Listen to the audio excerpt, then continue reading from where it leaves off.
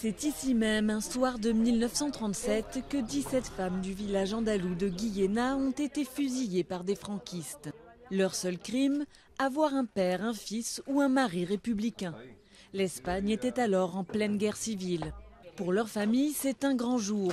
Les fouilles de la fosse commune où elles ont été jetées viennent de commencer. Maria José espère y retrouver les restes de sa grand-mère.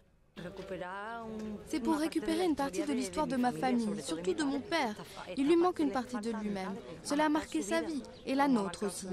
Mon père mérite de savoir où est enterrée sa mère, de savoir ce qu'on lui a fait et d'avoir ses restes auprès de lui.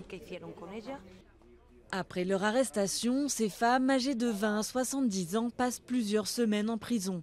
Puis elles sont transportées en camion jusqu'au cimetière du village voisin où elles sont fusillées. C'est le témoignage d'un vieil homme, enfant au moment des faits, qui a permis de les localiser.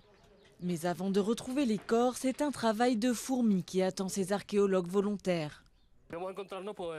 Nous allons trouver plusieurs squelettes superposés et jetés dans la position que peut prendre un corps humain quand il est balancé dans une fosse commune.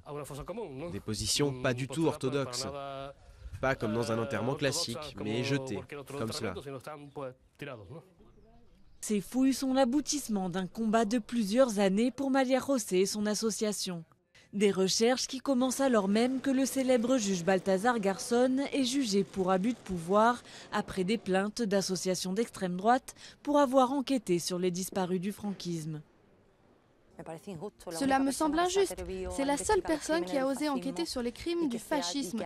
Et qu'il y ait tout ça contre lui, c'est injuste.